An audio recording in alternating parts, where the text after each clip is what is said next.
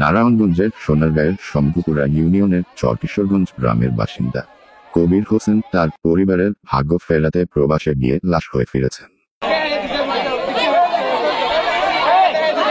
গতকাল সোমবার সকালে তার মরদেহ নিজ বাড়িতে পৌঁছালে এক হৃদয়বিদারক দৃশ্যের সৃষ্টি হয়। কান্নায় ভেঙে পড়েছেন নিহত কবির হোসেনের স্ত্রী, সন্তান ও স্বজনরা।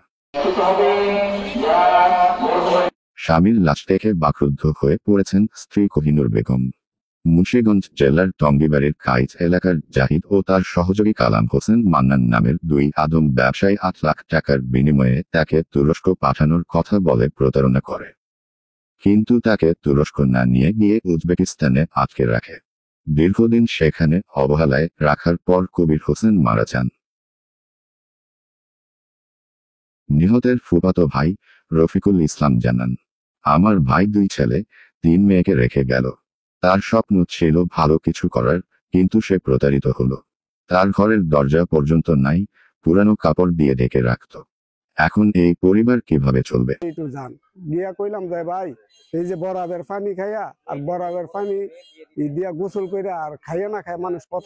নিহতের স্ত্রী কোহিনুর বেগম গত 19 জানুয়ারি সোনারগাঁ থানায় অভিযোগ দায়ের করলেও এখন পর্যন্ত কোনো আইনি ব্যবস্থা নেওয়া হয়নি।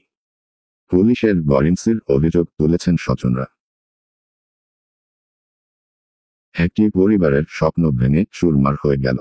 ভাগ্য ফেরাতে গিয়ে লাশ হয়ে ফিরলেন কবির হোসেন। প্রশাসনের দৃষ্টি আকর্ষণ করে পরিবার এখন সুবিচারের অপেক্ষায়।